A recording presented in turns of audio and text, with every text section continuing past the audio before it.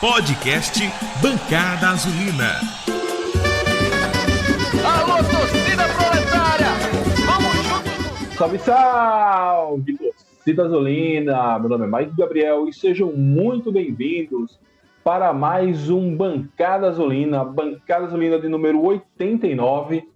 Bancada Azulina que é para a gente falar sobre essa semana de treinamentos do Confiança, semana que começou com a derrota para o Juventude, e tivemos treinamentos, tivemos volta da Covid, a chegada de jogadores, saída de jogador, enfim, muita coisa aí para a gente conversar. E para falar sobre tudo isso aqui comigo, eu estou com o Lucas Oliva. E aí, Lucão, como é que você está, meu camarada? Como foi sua semana? Como está seu final de semana? Oi, Mike, a cabeça inchada, né? Lembrando o Chico Sainz, o homem roubado nunca se engana, né? Foi dura essa derrota pro Juventude depois daquele primeiro tempo perfeito, mas águas passadas não movem moinhos, né? O nosso adversário perdeu para Ponte Preta em casa, na ressacada, e terça-feira a gente enfrenta o Avaí, 7h15 da noite. Dos 17 casos de Covid, parece que já voltaram alguns jogadores, e espero que Matheus Costa também, que já voltou para a beirada de campo, escalhe o melhor time possível e que a gente, mais uma vez, pare essa segunda vitória, né? Vai ser um parto, como foi a primeira, porque é muito ruim jogar pressionado, o Confiança está pressionado, mas se a gente conseguir fazer o dever de casa agora nesses 2 próximos jogos em casa, a gente dá uma respirada boa e pode ficar um pouco mais tranquilo. Beleza, meu amigo, beleza. O homem tá poético hoje. E mais uma vez eu repito, se for igual um parto é doloroso, mas é bonito e gera vida. Que seja esse parto. E junto comigo, junto com a gente aqui para fechar a bancada reduzida hoje, Fernando DG. E aí, Fernandinho, como é que você tá, meu querido? Como é que tá aí o Centro-Oeste? Fala, minha galera, minha bancada. E aí, Lucas, Mike, tudo bem, graças a Deus. Final de semana bem tranquilo, assim, sem o Confiança jogar também é sinônimo da gente não ter um sofrimento, né? Então a gente fica mais tranquilo em relação a isso, só acompanhando os jogos da rodada e secando, né? Foi uma rodada boa, uma rodada interessante até então, que pro Confiança a gente perdeu algumas posições, mas poderia ter sido bem pior, né? Então agora é focar para a gente conseguir esse resultado dentro de casa, né, que vai ser importantíssimo para a sequência da tabela. Muito feliz de estar aqui com vocês, é quase a bancada fixa, né, os membros da bancada fixa, uma honra estar aqui com vocês novamente. Valeu, DG, pois é, mas essa reaproximação da zona já era esperado, a gente está com mais sorte do que ponto para estar longe da zona, então por isso que a gente precisa voltar a vencer. O podcast Bancada Azulina você encontra em dragãodearacaju.com.br. Também você vai achar no Spotify, no Google Podcasts, no Apple Podcasts e no YouTube. Também no seu aplicativo preferido é só buscar por Bancada Azulina que você nos acha. Beleza, vamos nessa. Começar a falar dessa semana do Dragão. Lucão, vai fazer o Atravessando a Bancada hoje? Rapidamente, Mike. Eu só queria falar que quando todo mundo que escutou o pré-jogo contra o Juventude ouviu falar que eu esperava uma acachapante derrota, e eu fui surpreendido por um primeiro tempo perfeito do Confiança, mostrando resiliência, garra, brio, o time totalmente desconfigurado, jogadores que chegaram em Brasília tiveram que voltar para Aracaju, jogadores que saíram às pressas de Aracaju para compor o banco, e o Confiança fez um primeiro tempo. Não foi digno, não, foi perfeito. Jogando em cima do Juventude, abriu o placar, tudo. Então, são atuações como essa, como esse primeiro tempo lá em Caxias do Sul, que a gente sabe, que a gente vê nitidamente em campo que o trabalho está sendo bem feito.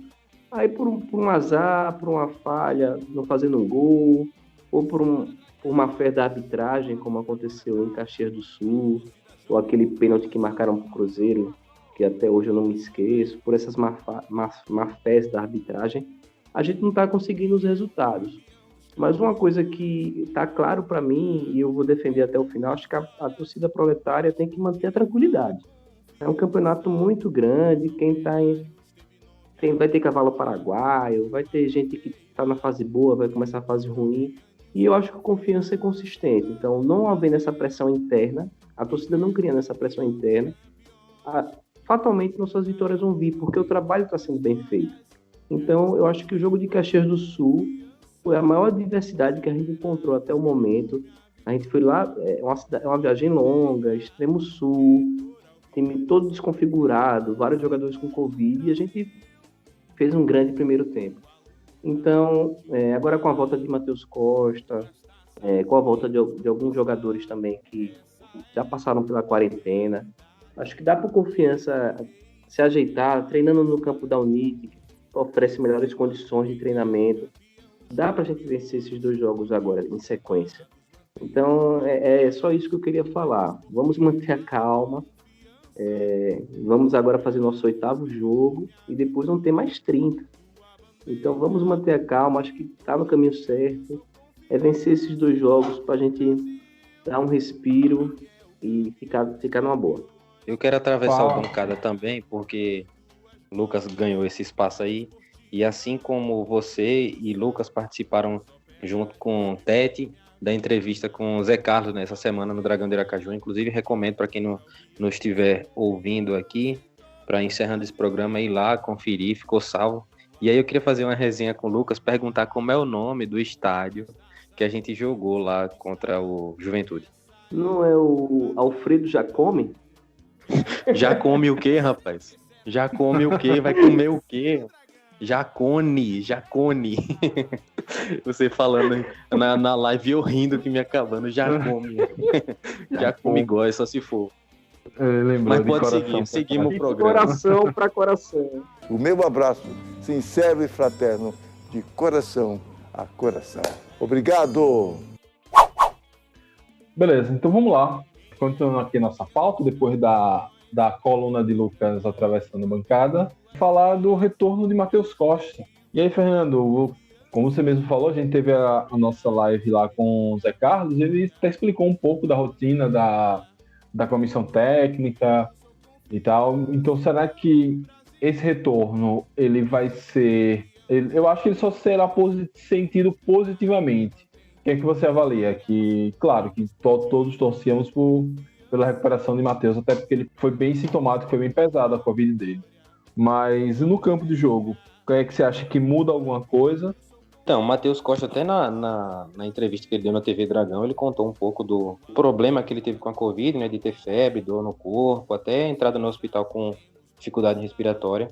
Mas ele estava no PlayStation, né, só comandando o Dragão, dizendo as alterações, escalando o time de casa.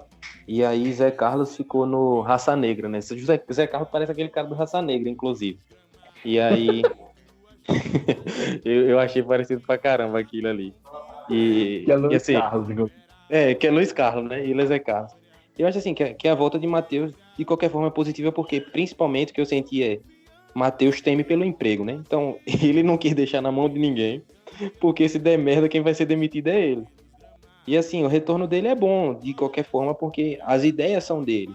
Ficou claro na entrevista, inclusive, com vocês, que é isso. O Zé Carlos, ele tá ali para auxiliar Matheus, mas as ideias são de Matheus, né? Então, que os jogadores consigam assimilar isso. A gente tem muita dificuldade, né, em relação a todas essas situações que ocorreram essa semana, com afastamento de Covid, jogadores no DM, dificuldades para treinamento. Mas é torcer para que Matheus consiga realmente, depois de estar em casa, e ver o jogo do Confiança, assim como a gente vê, né? Que a gente vê de casa. Então talvez isso tenha dado uma perspectiva diferente para ele do jogo do Confiança. Tomara que ele consiga aplicar suas ideias agora. Beleza, DG. Pra gente ver o dano que aquele jogo do estadual fez, né? Era pra gente ter quase 2 semanas de treino, descanso. E aí a gente vai ter que jogar essa terça-feira em jogo isolado por conta do glorioso Campeonato Sergipano. Lucas, você falou do primeiro tempo do jogo do Juventude como perfeito, né? E aí a gente lembra que a gente tava chegou nesse jogo com a crítica muito baixa, nós torcedores pelo menos, porque o time tava com 12 desfalques, né? Eram muita gente do DM, muita gente com a Covid, além de André Moritz suspenso. Agora volta uma galera da Covid. ainda que 2 tenham sido afastados. Rumores falam de Vila e Mikael. Com as perspectivas com essa volta, com essa semana de treinos, eu não sei quando esses afastados retornaram ao treinamento, a sua perspectiva pelo que você viu em Caxias, quem era titular volta à titularidade, foi mais uma questão de postura e menos de individual, até porque nós tivemos o segundo tempo ruim. Enfim, qual a sua perspectiva para essa galera que voltou, incluindo 3 jogadores importantíssimos, Rafael Santos, Enes e Nirley? Então, Mike, futebol, você tem que manter uma linha de raciocínio, senão vira tudo uma bagunça. Então, obviamente que Rafael Santos volta pro gol, Nirley volta para a zaga. Tudo mudou porque Matheus Costa, ele estava comandando, como o DG falou aí, telepresencialmente, né? Mas agora, ele nos treinamentos, os 3 meninos que chegaram, né, do Atlético e do Santos, Tan, Grigo e o Castilho, parece que já vão estar no BID a partir de amanhã. Hernando falou para Mário Bezerra que só estava resolvendo a questão de seguro, que esses jogadores têm que ter um seguro para entrar em campo. Então essa é a questão burocrática. E tudo mudou. Então o Matheus vai ter esse leque, essas 3 novas opções. São novas perspectivas. E o próprio Zé Carlos, conversando com a gente, falou que gostou muito da movimentação dos meninos. O que é ruim disso tudo é porque todo time, para ele maturar, azeitar, ele tem que estar em campo sempre, né? Tem uma sequência. Então não quer dizer que só porque você tem 3 novas boas opções que você vai botar em campo e vai funcionar. Os jogadores, eles vão se conhecer ainda, né? Durante o jogo, vai começar a criar aquela sintonia. Então, tem esse lado positivo de você ter 3 novas opções, a volta dos titulares, né? Como Rafael Santos, como Nirley. Mas tem essa questão de falta de entrosamento, porque não existe uma sequência de jogar junto e tal. Aí você já vai enfrentar o Avaí terça-feira e tudo mais, e tem que ajeitar é aquela coisa, né? Você tem que trocar a roda com a carroça andando. Então essa é a real dificuldade, mas as perspectivas são boas, porque você tem uma semana que a gente está aqui em Aracaju, então é uma semana cheia de trabalho, campo da Unite, que é bem melhor. Vamos jogar no Batistão terça-feira, depois vamos enfrentar o Guarani aqui também. Então, é uma sequência boa. Você está em Aracaju, tem sequência de trabalho. Os jogadores hoje parece que tiveram folga, que eu vi no Instagram, vários deles na praia, curtindo a família, de folga. E terça-feira é guerra. É parir uma vitória com essa turma que está voltando da Covid, com os meninos que vão entrar no BID, Rafael Santos também voltando. Tenho certeza que ele quer essa vitória mais do que nunca também, até porque a torcida tem um ranço com ele, né? A torcida já estava até paquerando o Zé Carlos, mas acho que vencendo o Avaí vai ser bom para todo mundo, para o Matheus Costa, para a torcida de confiança, para os jogadores que voltaram, para todo mundo. A série, o campeonato em si, ele já é empolgante, né? Não precisa se animar. Então, as perspectivas são boas e eu estou esperando uma vitória essa terça-feira.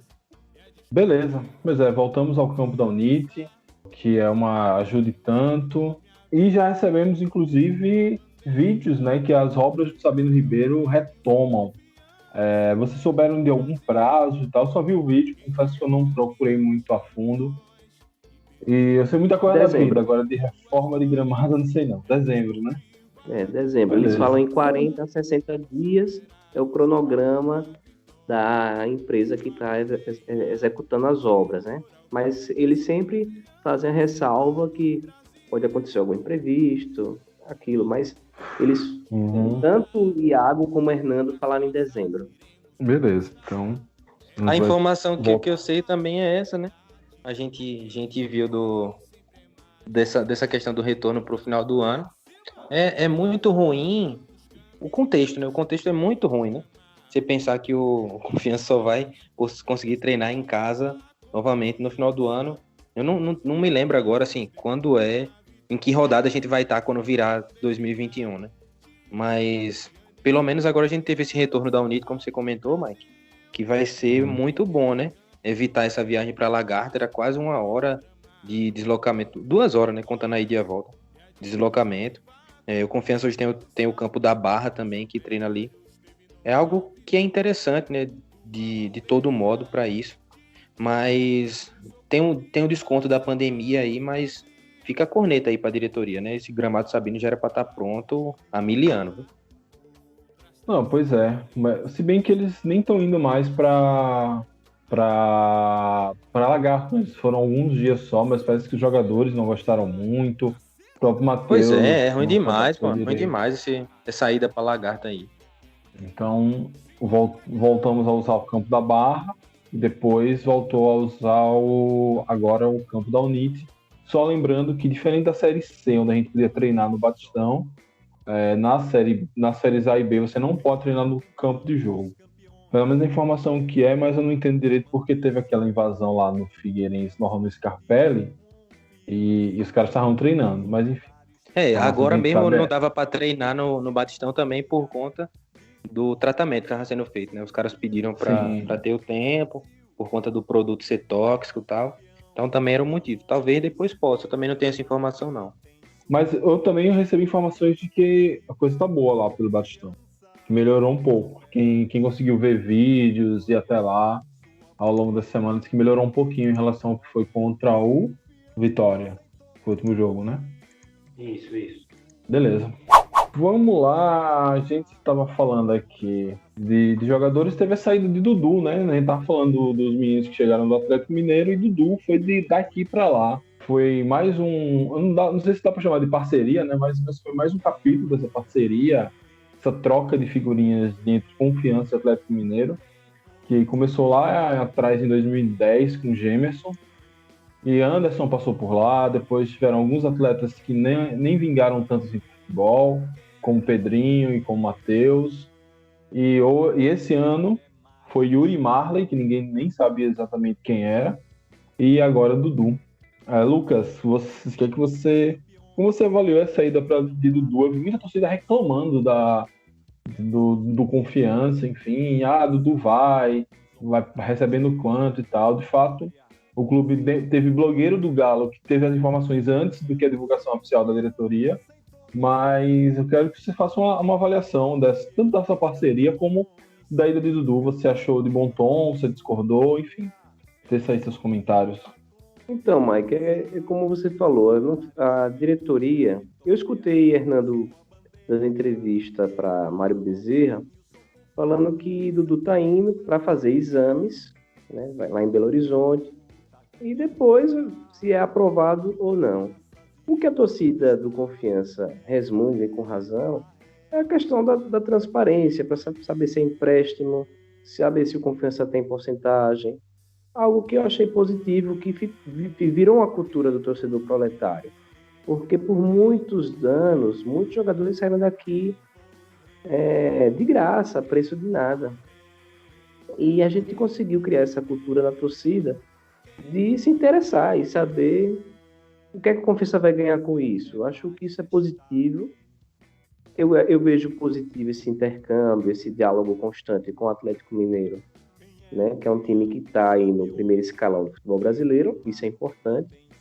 É importante o Atlético emprestar jogadores para o Confiança, é importante Confiança emprestar jogadores para o Atlético. O que está faltando mais é saber os termos desse empréstimo, né? Se é de graça, se não é de graça, se o Confiança vai ver algum dinheiro ou se é alguma porcentagem. Para o menino Dudu é perfeito, né? Você está aqui, 19 anos, jogou Copa do Nordeste, jogou Campeonato Brasileiro da Série B e já vai agora se apresentar na Cidade do Galo, fazer exames, treinar lá com o time. Isso desenvolve muito para ele, pessoalmente, para a carreira dele, é fantástico, né? E a gente saber que há poucos anos atrás era uma dificuldade danada, a Confiança colocar um jogador das suas categorias nesse primeiro escalão, hoje já é uma coisa real. Então, eu vejo como positivo tudo nesse caso, né? Tanto a preocupação da torcida do Confiança em saber os termos do contrato, positivo para Dudu, positivo esse intercâmbio Dragão-Galo, tudo positivo. Nesse episódio aí do menino Dudu, Mike. Valeu, Lucão. Pois é, cara, eu também achei tudo bem, bem interessante. Teve alguns comentários que fiquei. Assim, a galera tá meio fora da órbita, porque queiramos ou não, o Atlético mudou 3 jogadores, um deles importantíssimo hoje, que é o Matheus Mancini, e aí o pessoal acha que nada daqui tem que sair para lá, né? Que não há de ter alguma retribuição. Então, acho que cheio de bons olhos, e agora eu só espero que a categoria de base do Confiança ela seja realmente estruturada. Isso é um debate para a gente fazer, talvez, numa folga dessa da tabela, fazer uma bancada só sobre isso, porque... Ô, Mike, fato, e não está, né? Nós sabemos que não está. Como você bem falou... Não está há muito tempo. Não está há muito tempo. A categoria de base é outro time, né? Você tem que replicar. Toda a estrutura do profissional você tem que replicar na base. Médico, fisiologista, nutricionista, o que você imaginar. E o Confiança não tem. Essa situação hoje não tem. O Confiança está apostando, o clube, né? Está apostando todas as fichas numa permanência na B, consolidação na B, e para futuro, aí sim, investir e fazer uma categoria de base respeitável, né? Porque você tem que replicar toda a estrutura do profissional, você tem que ter 2 times, dois quadros de profissionais, e hoje o Confiança não tem, infelizmente. E assim como o Lucas falou, a questão da transparência é algo que se cobra, né, da nossa diretoria, somente por conta dos sócios, né? Hoje existe uma campanha massiva para o crescimento do número de sócios, e é importante para o sócio torcedor também ter esse retorno de informação, como são gastos os investimentos do clube, né? Mas uma das coisas importantes em relação a essa saída de Dudu é que também a gente não sabe quanto é a porcentagem que o Confiança tem de Dudu. A gente não sabe quanto é que o Confiança tem disso, quanto ele ganharia numa provável venda. Mas olhando a curto prazo, imediatamente, né? Foi um ótimo negócio. O Dudu estava no banco, o Silva tá bem pra caramba. A gente chegou um cara que vai poder fazer a lateral esquerda, que é o Grigio. Léo Grigio, ele é zagueiro, mas faz a lateral esquerda também. A gente tem a possibilidade para o final do ano do retorno de Altemar, que a gente conhece o futebol.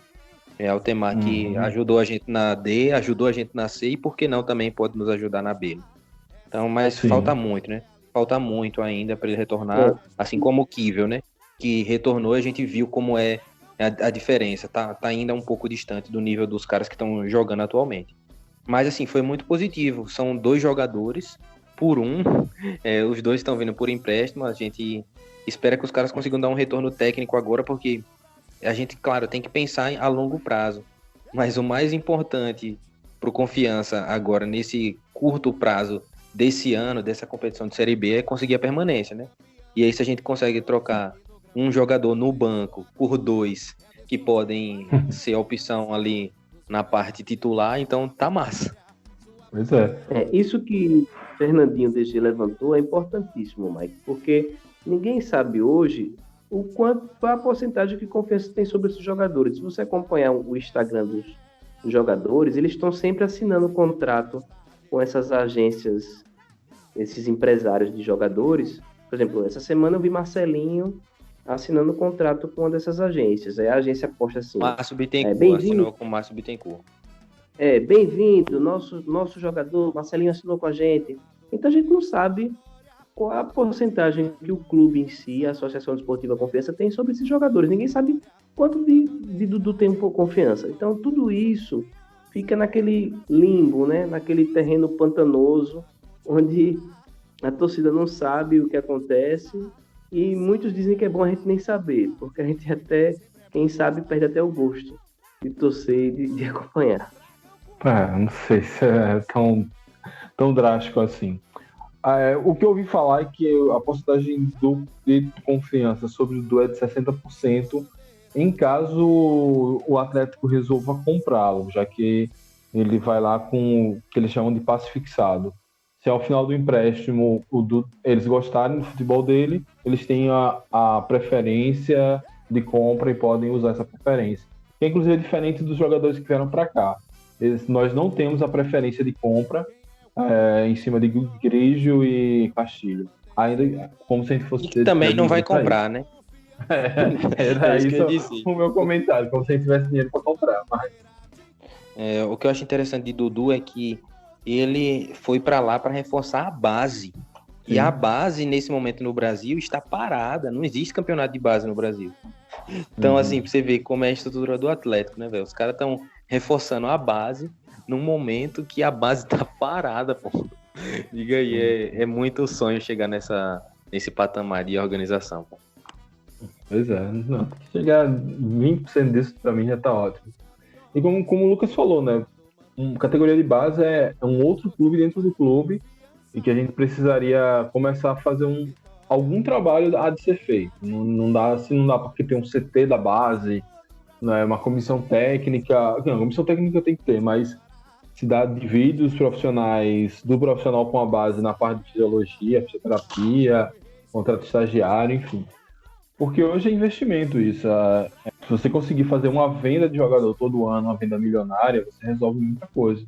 E aí tem muito time na Série B na nossa frente, por isso que consegue vender jogadores da base para outros clubes. E quando eu falo milionário, nem precisa ser milionário, basta você vender, sei lá, 5 de 200, já dá 1 milhãozinho. Pode ser José Rico, né?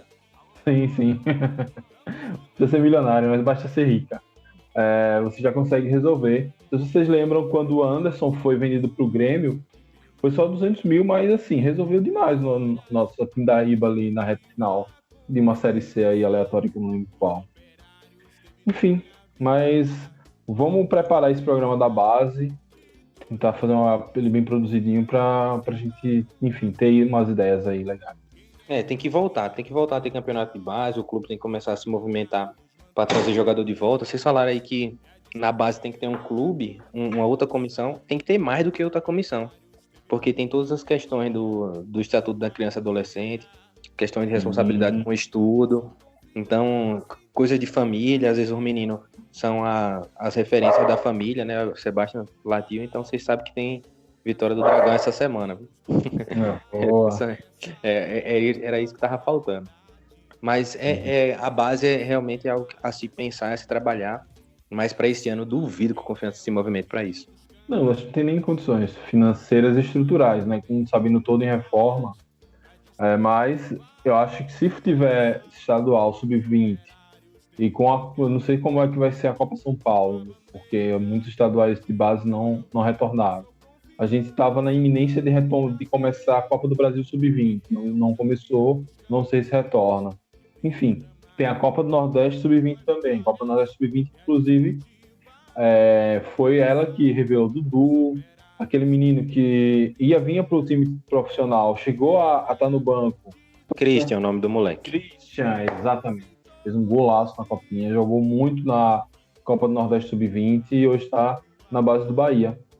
Mas enfim, aí esse menino foi pro Bahia, tá hoje no Bahia, então meio que com a estruturação da nossa base, muitos clubes grandes foram absorvendo esses jogadores. Aí a gente vê que se esses clubes grandes absorveram esses jogadores, é porque alguma coisa eles viram neles, não vieram aqui buscar esses caras à toa. Então, vamos retomar esse trabalho, e se não dá para ter tudo, mas um pouquinho já ajuda, enfim. A gente tem que também, não dá para ter a estrutura toda para começar. Um passo de cada vez. O Confiança também manda muito jogador da base do Bahia, daqui para a base do Bahia, né? Tem que começar a imitar o Atlético Mineiro, o Bahia, e mandar jogador de lá para cá também. Vamos lá, para encerrar, né? Temos 2 assuntos que levam em conta a CBF, que é o retorno do público aos jogos e a representação que a Confiança vai fazer na CBF contra a arbitragem lá de Caxias do Sul, né? Primeiro, sobre o decreto do governo do estado que meio que possibilita a volta do público. Porém, a CBF já disse que não volta o público sem vacina. E também, dificilmente, ela vai voltar ao público com situações divergentes de estado para estado. E aí, Lucão, o que é que você acha dessa postura da CBF? Ela vai manter até o final, vai esperar a vacina, ou com a pressão dos clubes, principalmente na Série A, lá para dezembro a gente já está com o público de volta aos estádios? Ô, Mike, a gente conhece a CBF, ela é esperta, ela tá saindo por cima dizendo que só volta com vacina porque é o discurso correto, esse é o discurso que tem que ser feito mesmo, mas não é porque a CBF é boazinha, ela sabe que cada estado vai ter uma situação, que isso vai gerar um imbróglio sem fim de time com mando de campo e com torcida e outros times sem mando de campo, sem torcida, gerando uma diferença, sei lá, técnica ou até de... Pô, tem time que tá jogando com torcida, tem time que tá jogando... E ela sabendo dessa situação, que cada estado vai decidir separadamente, ela... Olha, não vamos esquentar a cabeça com isso, ela já sai por cima de logo. Não, só vai voltar com vacina. Então, eu não acredito em público nos estádios. Até porque tem até torcedor advogando. Não, entra só os sócios. Só que o grande problema não é nem você espalhar a torcida pelo campo.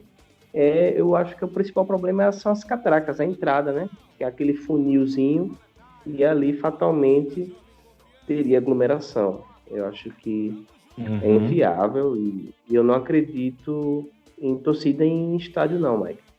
Pois é, cara, eu não sei. O que você acha, Fernando? Você que está em outra realidade lá no Centro-Oeste, que a pandemia até chegou mais tarde por aí. Opinião pessoal era aquela que a gente já começou, né? De que o futebol não devia ter nem voltado, né? Mas aí voltou, tá aí. Pareceu assim, no começo a CBF também dizia assim, não vai ter jogo. E aí com pressão de o futebol ter voltado na Europa, das questões também de patrocinadores pressionando, do próprio público, né, carente de futebol, de tanto ver reprise, pode acabar pressionando. Eu imagino, assim, que no segundo turno é capaz, sim, da gente já ter público no estádio, os caras não vão estar nem aí, não. Recentemente, agora nesse decreto, inclusive, do governo do estado de Sergipe, autorizou a abertura de clube, né, para fazer atividades com capacidade reduzida. Então, assim, se as coisas estão abrindo, se os estados começarem a se abrir, a CBF vai ter que ceder, mesmo sem vacina, mesmo sem nada. Mas a princípio é como o Lucas está dizendo, agora eles vão sair por cima, dizendo que não volta sem vacina, mas vai acontecer uma pressão política muito grande.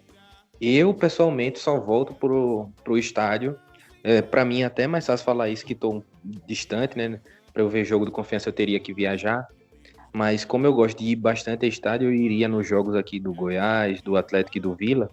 Eu só volto para estádio depois que essa vacina estiver pronta, for 100% seguro, a gente retornar. 100% não, né? Que já existe problema de violência nos estádios, essa loucura toda. Mas em relação ao vírus, eu só volto quando tiver essa vacina. Mesmo você já sendo imune, supostamente? Rapaz, eu só volto com a vacina também por conta de um pensamento em respeito às outras pessoas, né, velho? Você voltar, fingir com que nada tá acontecendo, ir num ambiente de aglomeração, é muito ruim, né? É muito ruim, assim, você pensar que tem gente hospitalizada enquanto você tá indo assistir um jogo de futebol, né? Então, eu acho que não cabe, somente nesse momento agora. Beleza, um bom pensamento, boas ideias, Fernando.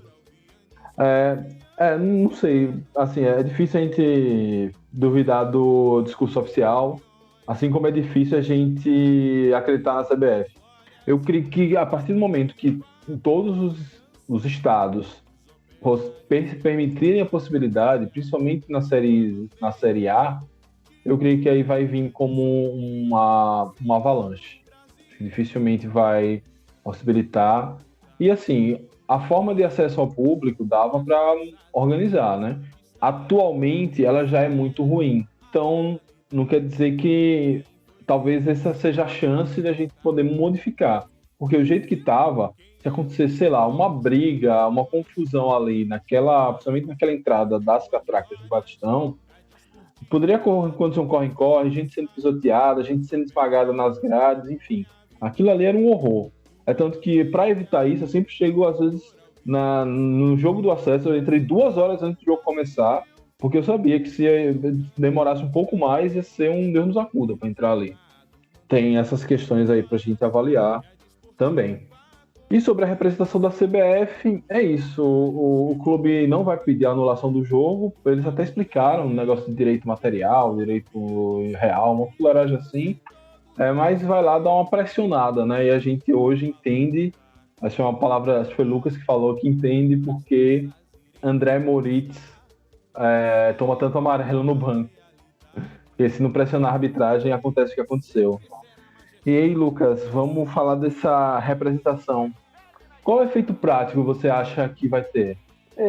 O efeito prático é a pressão política, né? Que desde a primeira rodada que eu venho cobrando isso do presidente Iago, do presidente da federação, Milton Dantas, porque tá claro que tá muito fácil marcar contra o Confiança.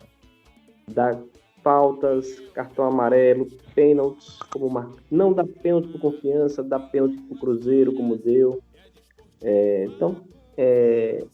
Como o jogo do Juventude foram absurdos, 2 grandes absurdos, são casos assim que, com certeza, nos cursos de arbitragem vão botar lá no PowerPoint para mostrar como um exemplo a não ser seguido, como foram esses casos de insucesso extremo, e ficou muito nítido, até a mídia nacional repercutiu, viu que foi muito asqueroso, aí o presidente Iago e a federação agiram. Eu já estava cobrando essa ação antes. Efeito prático de anular jogo, isso não vai acontecer, né? Perdemos e segue o jogo, mas a partir de agora o Confiança tem que ficar atento, todo jogo, toda rodada.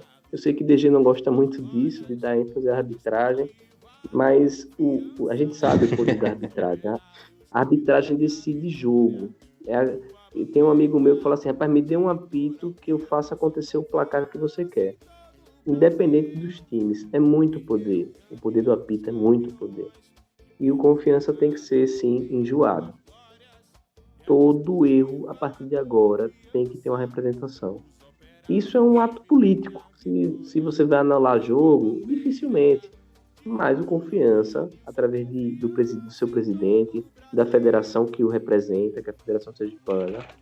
Eu sei que agora vão começar as eleições municipais, tanto o nosso presidente como o presidente da federação estão envolvidos nas eleições municipais, mas eles fazem a campanha deles, mas fiquem atentos para todo jogo entrar com a representação. Para o comitê de arbitragem já ficar ligado. É jogo do Confiança, não é... Não, Lucas, todo jogo não, pelo amor de Deus. Deixa a gente jogar um joguinho assim, sem a arbitragem interferir, ó. Todo jogo tem representação, vai ser osso. Mas DG, é isso que eu quero. Mas os caras... Não, pô, eu não quero não. Eu quero que a gente ganhe sem interferência da arbitragem. Você tá querendo que todo jogo tenha uma representação, pô? Pelas coisas. Os caras vêm pra roubar aqui do DG. Ser rebaixado com 7 pontos. Deus me defenda. Ó, se a gente for rebaixado por 2 pontos, Deus queira que não, vou bater aqui. A gente vai lembrar desse jogo de Caxias do Sul, pô. E aí, meu irmão, é o seguinte, é leite derramado. Eu vou lembrar dos gols perdidos por Reis contra o Cuiabá. Daqui pra lá vai ter muita coisa pra lembrar. Mas vamos nessa. Sobre uma coisa que é importante a gente falar aqui no Bancada é que a gente foi muito contra a pressão da dupla Itagipe, principalmente Sergipe, na arbitragem sergipana, o que acabou nos prejudicando.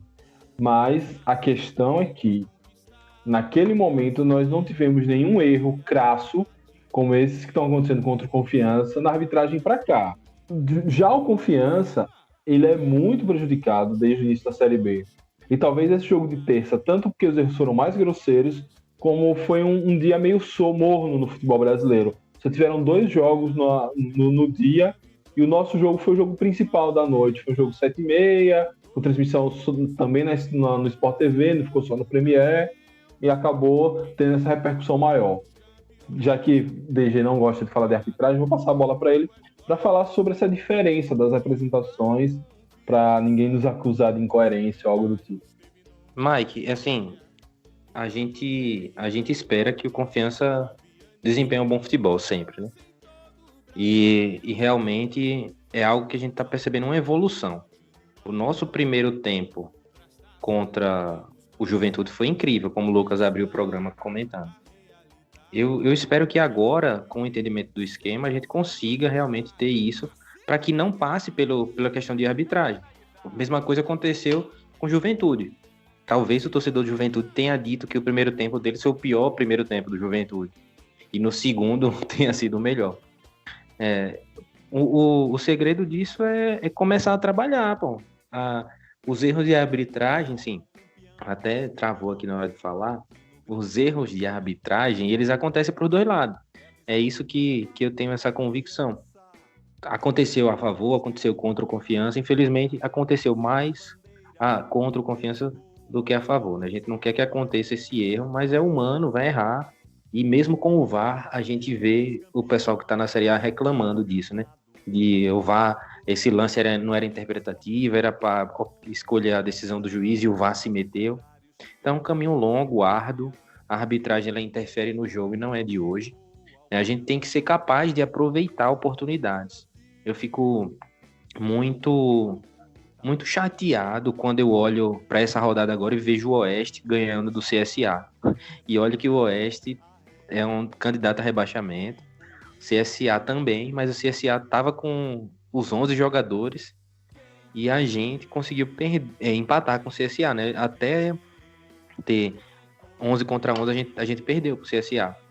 Depois o Figueirense também, o Figueirense que perdeu, depois teve... Sim, eu prefiro lamentar essas oportunidades, que são coisas que são sob o nosso controle. A gente olhando para dentro, olhando para o clube, olhando para o desempenho do time, a gente olha e consegue achar soluções. Como as soluções são, por exemplo, a gente tem o provável retorno de Mikael, se não for ele que tem o Covid, né? A gente precisa de um atacante que consiga incomodar mais, consiga criar mais chances, consiga fazer gol, que Bruno Paraíba realmente não conseguiu ser esse cara. A gente precisa de um volante que consiga dar mais saída de jogo, consiga fazer com que essa transição da defesa para o ataque aconteça de forma mais inteligente e rápida. Que a gente espera também que o menino que chegou agora, o Castilho, consiga fazer isso, mas é muita pressão também. Mas tomara que ele seja um valor da base, um cara talentoso que consiga fazer isso. Então eu prefiro focar nisso, olhar para as coisas que a gente precisa melhorar, todo o desempenho do time, as peças que estão chegando e as que ainda vão jogar, onde a gente pode olhar e melhorar. Prefiro olhar assim. Pois é, de fato, a gente não pode se perder na crítica à arbitragem. Acho que ela é necessária fazer, mas como você falou, a gente não conseguiu vencer o CSA, a gente não conseguiu vencer o Figueirense, jogos que a gente supostamente estava na mão. Aí não adianta lamentar. Ali botou uma bola na trave. A gente teve mais volume de jogo. Isso não ganha jogo. O que ganha jogo é bola dentro da casinha, né? Então, que essa melhora do sistema de ataque, ela convém agora. Naquela primeira parada pós-jogo do Cruzeiro, entre o jogo do Cruzeiro e o Figueirense. Eu conferi a Figueirense depois. Figueirense. Enfim, após o jogo do Cruzeiro, eu vi que o time teve uma semana para descansar, uma semana para trabalhar, e o time melhorou, ele encaixou mais algumas peças, deixou de dar alguns espaços que estava dando, só o próprio ataque teve uma leve melhorada, os caras não estavam se livrando da bola com aqueles cruzamentos bizarros, estavam tentando trabalhar mais essa bola, acabava que a gente se perdia no próprio limite técnico dos nossos jogadores. Eu espero que essa semana que a gente vai esteve parado, mesmo com o Covid e tal, mas com os retornos de Matheus, retorno dessa galera que estava fora do jogo contra o Juventude, que o time agora, que já que encaixou a defesa, vamos trabalhar esse ataque. Eu estava muito na esperança de Mikael entrar, mas enfim, vamos com o Bruno Paraíba mesmo, e seja o que Deus quiser. Amanhã a gente vai comentar isso com mais calma no pré-jogo, mas é só para pontuar que a arbitragem não pode ser também o único foco dessa não vitória contra o Juventude na última terça-feira. É isso, meus amigos. Hoje a gente fez uma bancada sem um tema fixo, né? Foi mais um grande bate-papo. E aí, suas despedidas. Lucão, suas despedidas, sua mensagem aí para a massa proletária para iniciar bem a semana. Abraço, Mike. Abraço, Fernandinho DG. Ótima semana para toda a massa proletária. E vamos aí, Parima, a segunda vitória, terça-feira contra o Avaí. Os caras perderam em casa agora, vão vir tudo murcho. E o Confiança, com todas as suas dificuldades, vai se superar novamente. E 1-0, 3 pontos, para a gente ter mais uma semana tranquila até enfrentar o Guarani. Valeu, Mike, um abraço. Um abraço, Lucão. Fernando DG, e aí, meu amigo, suas despedidas, seus comentários finais. Dizer a massa proletária que a gente não pode deixar fazer essa pressão, né? Criar um ambiente ruim no clube, como o Lucas também comenta aqui sempre, né? É a hora de a gente se unir. Eu vi até o movimento dos clubes nordestinos, eu até me estranhei, um dia eu abri o Twitter, tava lá mais de 20 notificações no meu Twitter, eu disse, meu Deus, o que é que aconteceu? Que merda foi que eu falei? Mas aí era a galera de uma página nordestina se articulando para fazer um movimento em defesa de respeito do Nordeste. E, inclusive, assim, é algo muito interessante da nossa região, né? Essa capacidade de união. Então, que assim seja também no nosso clube. Não é terra arrasada, a gente recebeu uma notícia hoje, nessa noite, né? Fonte foi o jornalista Adel Ribeiro, né? Informando o retorno dos atletas do Covid, né? São 17 atletas já com contato com Covid, mas dessa vez estavam 7 no último jogo e agora mais 2. Desses 7 retornam à atividade. Rafael Santos, Thiago Enes, Marcelinho e Kaique, que inclusive já estava no treino agora, deu para ver no Instagram que ele estava lá. Nirley, Alisson e Kivel, eles, praticamente todos os 5, né, que foram afastados na última oportunidade, mais Gorni, que viajou, né, também, e Everton, que viajaram para jogar contra o Juventude, então são os 7 que estavam afastados. E aí a gente ganha 3 meses, pelo menos, pelo que se dizem nos estudos, né, de imunidade para esses caras. Eu não gostaria que os outros jogadores dos outros clubes pegassem, mas parece que vai ser inevitável que o Covid está na Série B e vai girar por todos os clubes esse surto, né? Foi no CSA, foi com a gente agora, então daqui a pouco deve aparecer outro clube aí. Então é torcer para retorno. Pois é, o Sampaio também. Tem um retorno desses caras, caras importantes para o clube, então é acreditar que a gente vai conseguir fazer um bom jogo contra o Avaí também agora. E essa semana foi uma semana cheia de novidade, mas também cheia de atribulação, né? Então vamos focar, vamos acreditar no nosso Confiança, porque uma coisa eu sei, quando você acredita no Confiança, meu amigo, acredita até o final, porque ele não costuma decepcionar, não. Um abraço para todo mundo e até breve. Vamos para cima deles, Dragão. Valeu, DG. Da minha parte, também gostaria de agradecer a todos e a todas que chegaram até aqui. Mandar um abraço a todo mundo. E que a gente tenha uma semana boa, comece com a vitória, depois tira um pouco da pressão, esquece esse jogo de Caxias e já foca em outro jogo importante, briga direta contra o rebaixamento contra o Guarani de Campinas, que vai ser aqui de novo no Batistão. E se ele conseguir as 2 vitórias em casa, aí a gente já vai para outro campeonato. Então, essa Série B maluca, né? A gente é tão acostumado com a Série C que vai em ritmo de banho-maria e as coisas se definem nos últimos 5 jogos. Agora não, toda semana ela é decisiva e uma semana boa te dá uma semana posterior para planejar melhor, planejar sem pressão, e uma semana ruim te joga praticamente no inferno. Mas sonhamos tanto com isso, agora vamos ter que nos adaptar e logo a gente já vai estar conhecendo tão bem a Série B como a gente conhece a Série C. Muito obrigado a todos e a todas, saudações proletárias e fui!